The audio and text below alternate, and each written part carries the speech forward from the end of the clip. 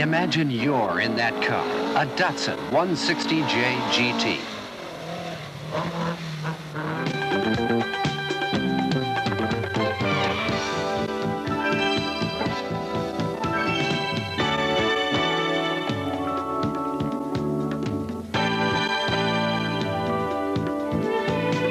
It's the 1981 World Rally Championship, and you're driving.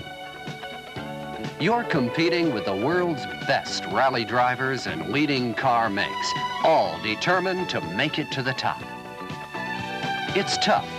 Ahead of you lie thousands of kilometers of hard driving, going from dust to mud to snow and ice. But it's also one big, exciting adventure, like a dive into the deep or a climb to a mountaintop. For now, you are in the spectacular world of rallying.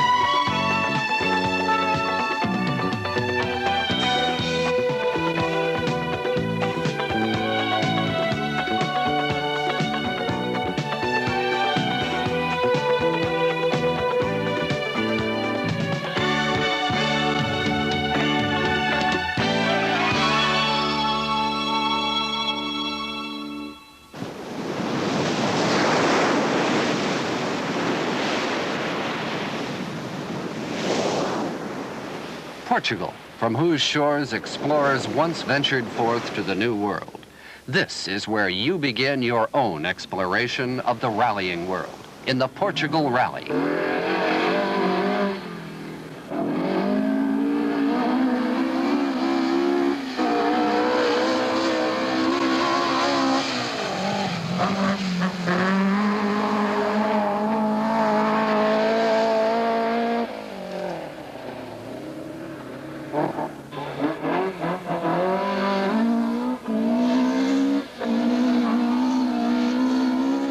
Confidence. That's probably the first thing you need as a rally driver.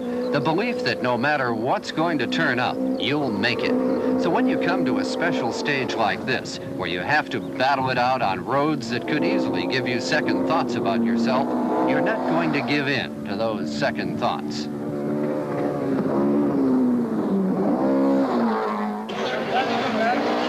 Never mind the pressure from the cars in front and the cars behind, or the fact that you're competing with the world's top rally drivers and car makes. Just keep going.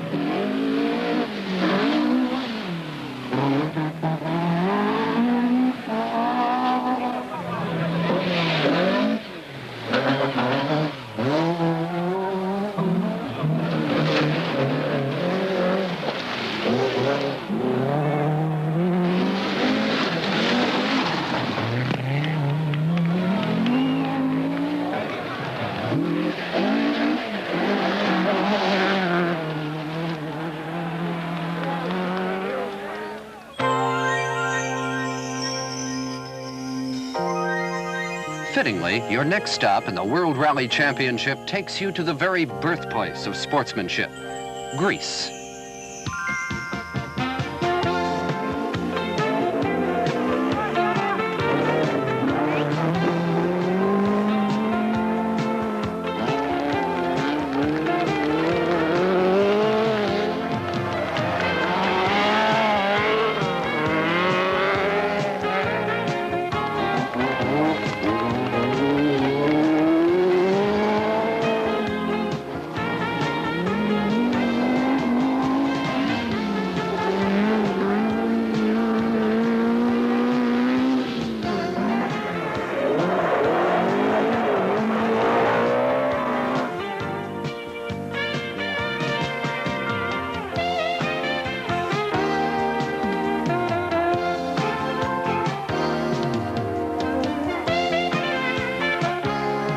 The Acropolis Rally is often called the toughest rally in Europe. As one competitor has put it, to finish, that alone brings a lot of prestige. Understandably, competition's very keen.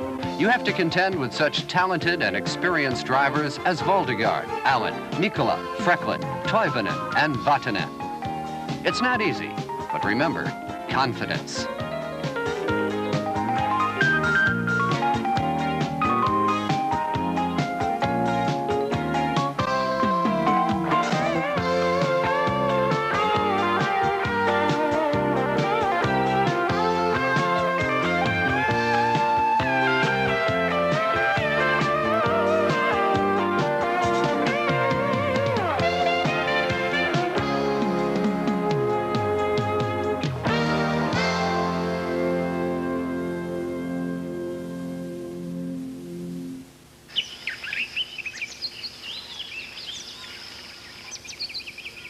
Kilimanjaro.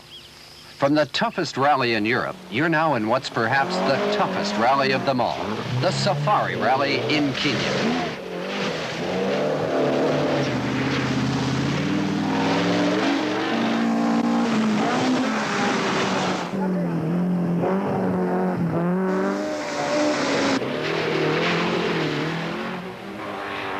This year's safari covers some 5,000 kilometers, and as if that's not enough, there's a lot of heavy rain.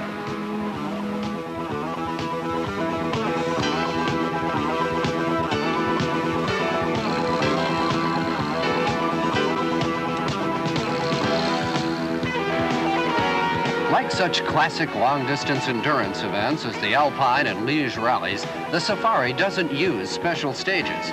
It's essentially a road race with high target average speeds and long, tiring drives under the hardest conditions imaginable.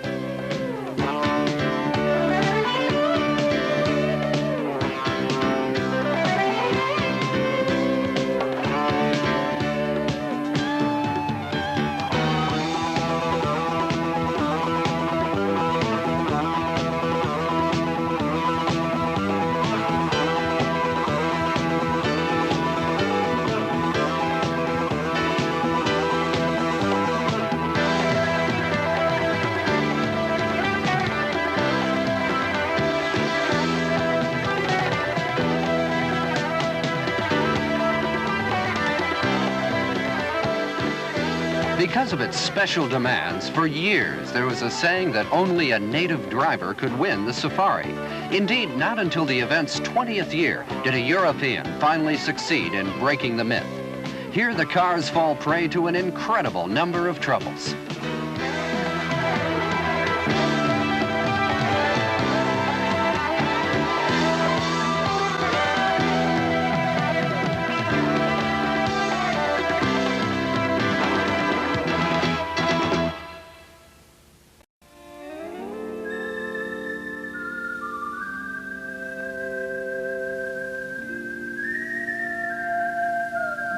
Argentina.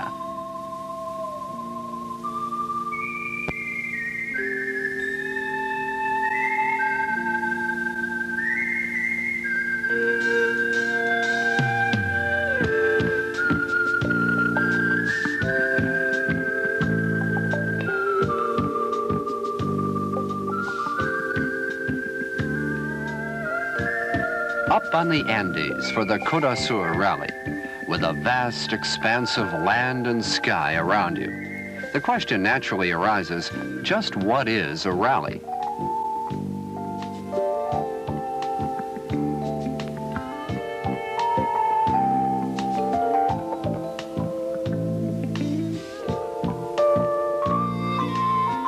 Basically, a rally is a race against time. The object is to get to a destination at a given time, coping on the way with roads that could break your car, dust and heat, or snow and ice, pressure from other competitors, and yourself as a man, subject to hunger, tiredness, stress, error, and pain.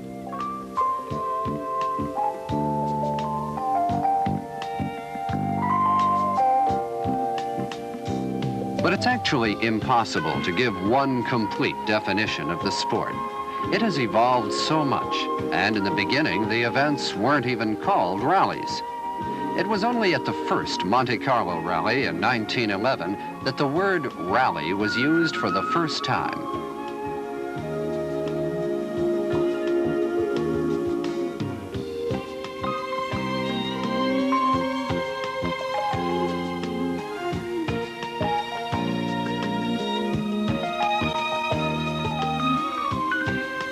The World Rally Championship started in 1973. It is the world's premier rally series, comprising 10 rounds for makes and 12 for drivers this year.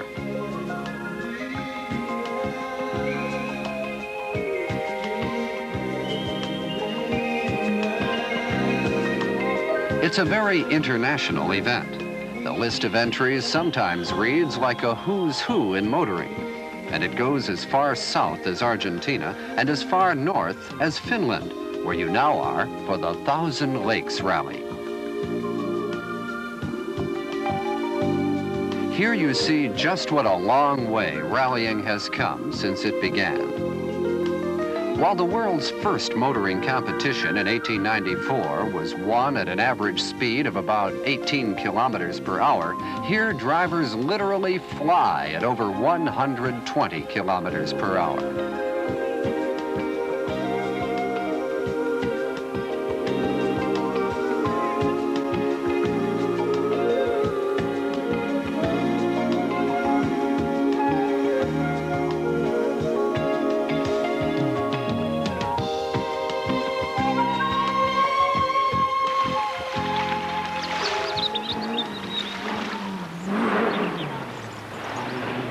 The thing with rallies is no two are the same. Each one is a unique adventure. And in a secret rally like this, the RAC in Britain, where the route is revealed just before the event, you can especially feel a sense of adventure.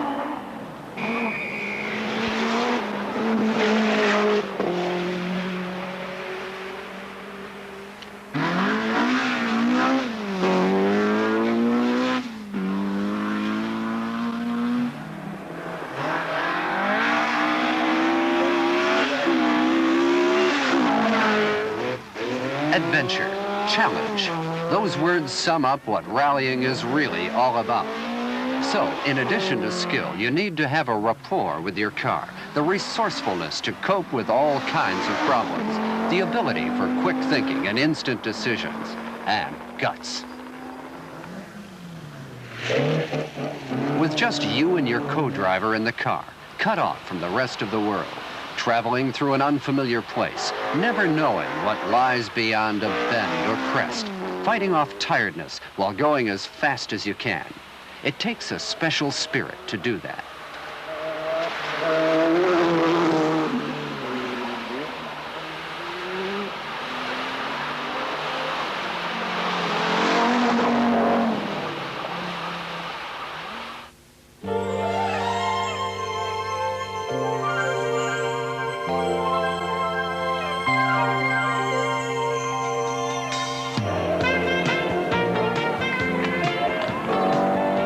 In Africa, this time for the Ivory Coast Rally, another long-distance endurance test.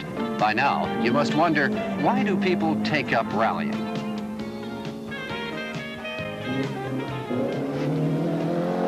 Though tough, rallying is a very rewarding experience. There's the adventure and the pleasure of travel, sometimes going to where few ordinary motorists can go.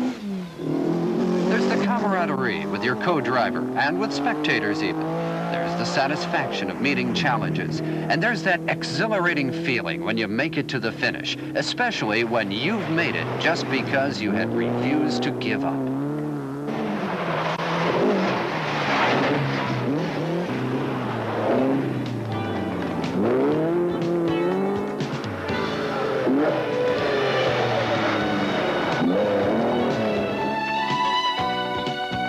And ultimately, the sport is as old as man himself. Races on foot, horseback, in chariots. Throughout history, man has always had an inner urge to test how fast he can go and how well he can compete with others. Rallying is a test against time, and who doesn't want to beat time, even if it's just a game?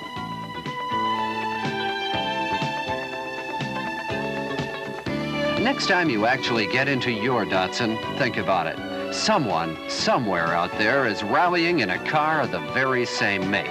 He has answered the call to rally.